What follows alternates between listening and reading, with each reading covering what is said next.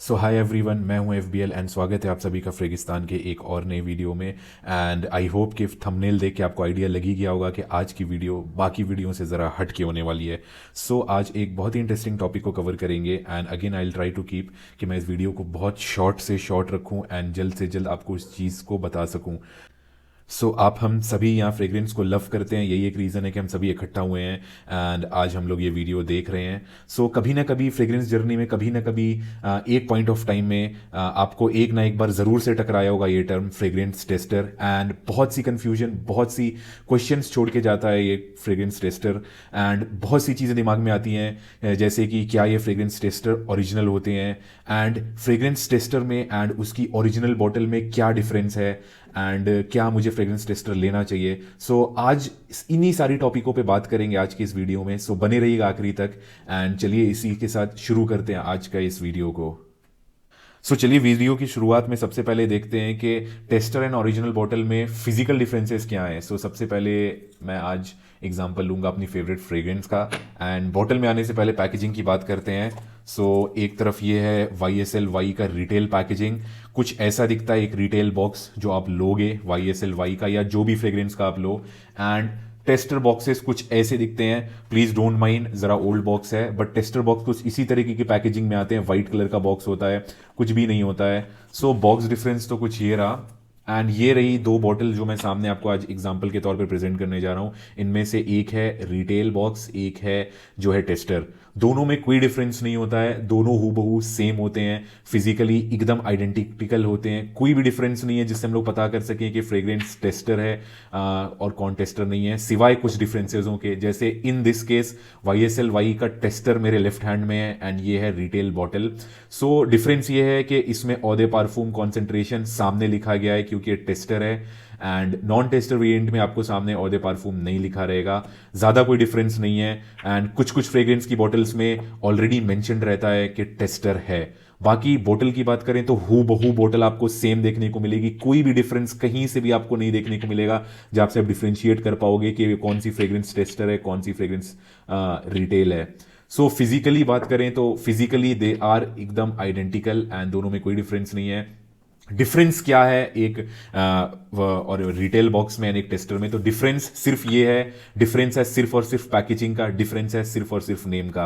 Fragrance अंदर दोनों में सेम होती हैं, मैन्युफैक्चर दोनों फ्रेग्रेंस सेम जगह पे ही होती हैं।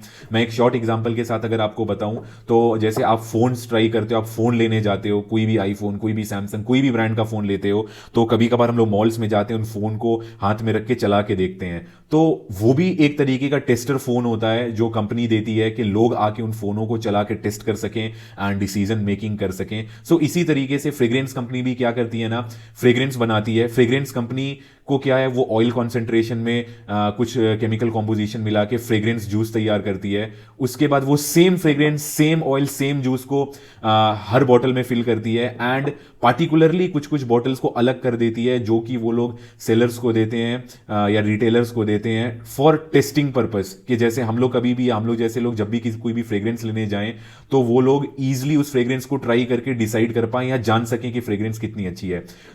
टेस्टर में एंड ओरिजिनल फ्रेग्रेंस में सिर्फ और सिर्फ पैकेजिंग का डिफरेंस होता है। वो पैकेजिंग डिफरेंस ये है कि आप जब टेस्टर वर्जन लोगे तो आपको पैकेजिंग कुछ इस तरीके की देखने को मिलेगी एंड जब आप रिटेल वर्जन लोगे तो आपको पैकेजिंग कुछ इस तरीके की देखने को मिलेगी। अंदर जो फ्रेग्रेंस है, अंदर जो जूस है, उसमें कोई भी डिफरेंस आपको देखने को नहीं मिलेगा क्योंकि कंपनी को मार्केट करना है, कंपनी को अपनी फ्रेग्रेंस बाकियों तक पहुंचाना है। तो जाहिर सी बात है कि कंपनीज टेस्टर बॉटल्स कोई भी डिफरेंस नहीं है, सेम बॉटल रहती है, बस कंपनी बाइफरकेट कर देती है। जैसे 10,000 20,000 बॉटल बनाई, उनमें से 2,000 बॉटल उन्हीं में से किसी को सेलेक्ट कर लिया, उसमें फ्रेग्रेंस फिल करके सिर्फ और सिर्फ इस पर्पस के लिए भेजा जाता है कि इसको मार्केट करा जा सके, लोग आके इसको ट्राई करें, फ्रेग्रेंस पसंद आएगी तभी लोग फ्रेग्रेंस खरीदेंगे।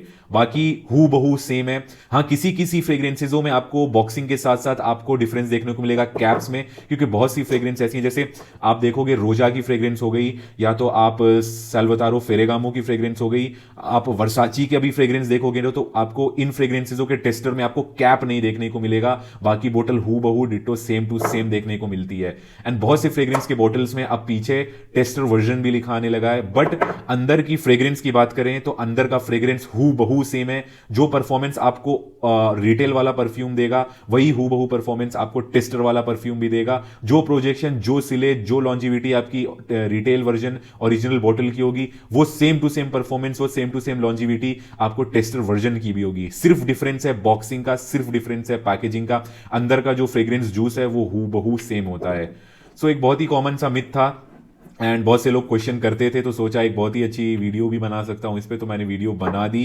एंड साथ ही साथ एक अवेयरनेस भी जाते जाते इस वीडियो में देना चाहूंगा कि कोई एक जमाना था कि टेस्टर्स लोग लिया करते थे, बट ऑफिशियली टेस्टर्स खरीदना भी इलीगल है, क्योंकि companies tester most of the sellers को फ्री में ही देती है कि ताकि वो लोग अपने बायर्स को ट्राई करा सकें। एंड किसी किसी केसेस में बहुत मिनिमल चार्जेस लेके भी कंपनीज टेस्टर्स देती हैं, बट सेलर्स लोग क्या करते हैं, हाई प्रॉफिट बनाने के लिए वो लोग जो चीज़ उनको फ्री में मिलती है या जो चीज़ उनको कम पैसों में मिलती है वो लोग इसको भी सेल आउट कर देते हैं। तो एक तरीके से ये गलत बात है कि टेस्टर्स बेचना एक तरीके से गलत है। फिर भी ग्रे मार्केट में सब चलता है, बट अब के ज़माने में मैं फिर भी आप सबको अवेयर करना चाहूँगा कि प्लीज़ अब टेस्टर के पीछे मत भागिएगा, क्योंकि किसी ज़माने में टेस्टर्स भी ओरिजिनल मिलते थे, अब तो बहुत ही मुश्किल हो गया है डिफ्रेंशिएट करना कि टेस्टर्स में ओरिजिनल कौन है कौन नहीं है। तो बेहतर है 1000, 15, 200 रुपए ज़्यादा दे के ओरिजिनल फ्रेग्रेंस ली जाए।